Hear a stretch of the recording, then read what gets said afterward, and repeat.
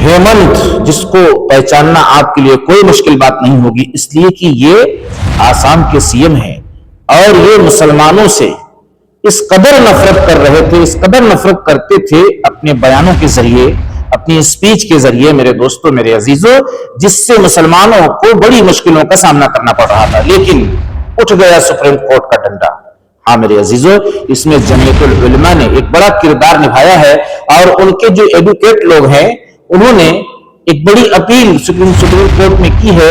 Supreme court ने उनकी appeal को तस्लीम कर लिया है। बात यहां तक पहुंच गई है कि हो सकता है कि इस्तीफा देना पड़ जाए सीएम के पद से। हाँ मेरे अजीजों, ये होती है एक और नेक होने की ताकत, एक और नेक होने की ताकत। और सुप्रीम कोर्ट को मैं सैल्यूट करता हूं कि आज भी सुप्रीम कोर्ट सरकार के दबाव में न रहते हुए एक बड़ा फैसला लेने का अधिकार रखती है और ले रही है, और इसी तरीके से लेती रही अगर, तो फिर देश के माहौल को खूबसूरत बनने से कोई नहीं रोक सकता।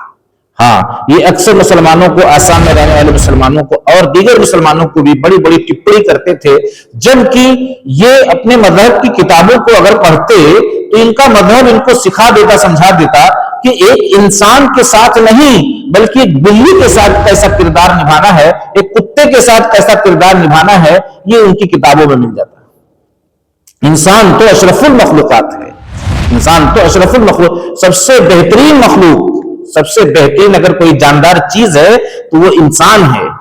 इंसान के साथ इतना जुल्म, सब एक ही रब के बनाए हुए, सब एक ही खुदा के जो है बनाए हुए।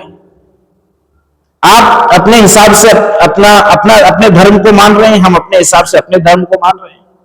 हाँ मेरे अजीजों, हमारी सोच ये है कि हमें इस्लाम से ही निजात मिलेगी, इस्लाम ही हमें कामयाब करेगा।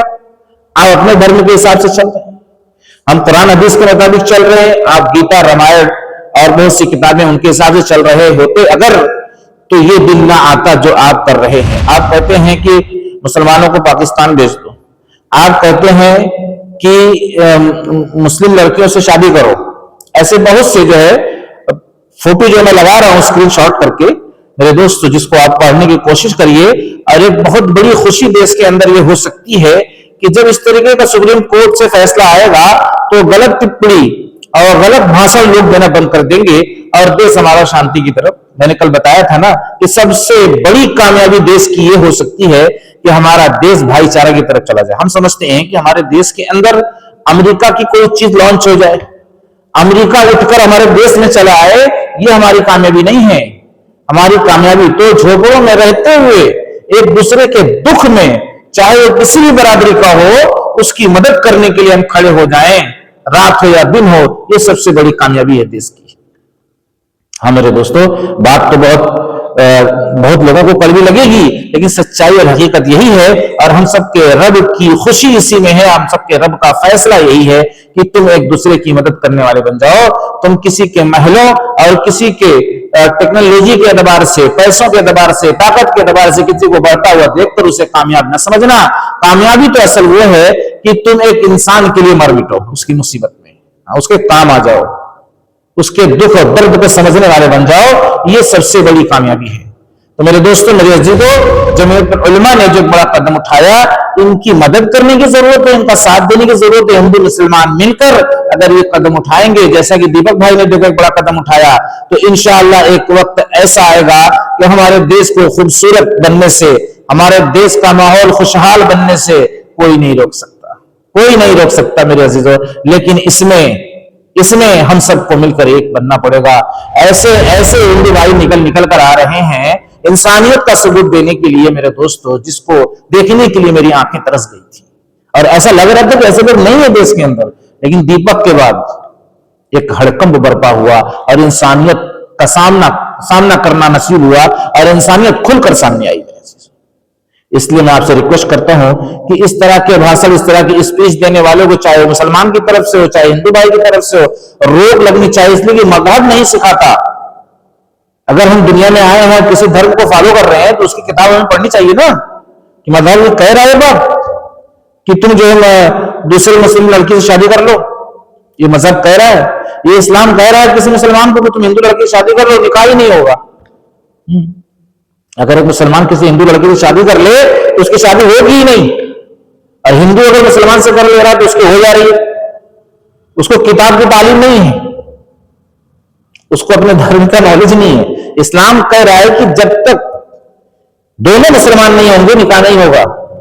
अगर एक उसमें से इस्लाम को नहीं मानने वाला है तो फिर वो तो हिंदू धर्म से ताल्लुक रखता है अगर, तो उसका निकाह नहीं होगा।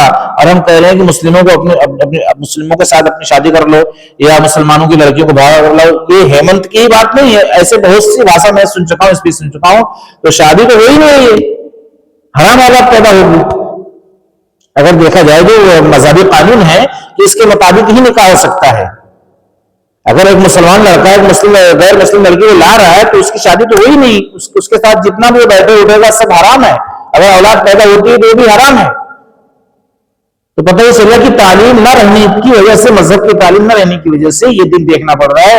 और हराम पर हमारी नस्लें, अगर उससे हमारी जो भी नस्लें बढ़ेंगी वो हराम काम करने वाली होंगी। इसलिए कि जब निकाह हुआ ही नहीं, शादी हुई ही नहीं, तो औलाद कैसे होगी? जैसे बगैर किसी निकाह के हिंदू रस्म के एतबार से, मुसलमान रस्म के एतबार से एक औरत एक लड़की और लड़का मिलाप करें और उसके बाद उसके पेट में बच्चा ठहर जाए, उसके बाद वो पैदा हो तो क्या होगा?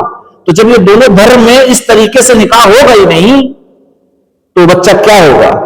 पहले तो किताबी नॉलेज लेना चाहिए ना, फिर इस तरीके का भाषण देना चाहिए, ऐसा कर लो वैसा कर लो। अरे शादी हो ही नहीं रही है तो क्या चाह रहे हो कि उस घर में लोग हराम के रास्ते से पैदा हों? जो हिंदू भाई लेके जाएगा मुस्लिम लड़की को, जब उसकी शादी हुई ही नहीं तो वो तो वही गैर मर्द गैर औरत से मिलने वाली बात आप कराना चाह रहे हैं, फिर उसकी नस्लें तबाह हो जाएंगी और आप उसको जो उसका वेलकम कर रहे हैं। ये आपकी अकल को क्या हो गया? आपकी बुद्धि को क्या हो गया? एक इंसान बर्बाद हो रहा है, बर्बाद होने की आप दावत दे रहे हैं और उसके बाद आप उसका वेलकम भी कर रहे हैं और वेलकम कराने वाला भी खुश है, जबकि वो गैर औरत और गैर मर्द। भाई किताब को पढ़कर देख लो आप। इस वीडियो का खत्म करते हैं, मिलते हैं नेक्स्ट वीडियो में। मेरे अजीजों, अस्सलाम वालेकुम।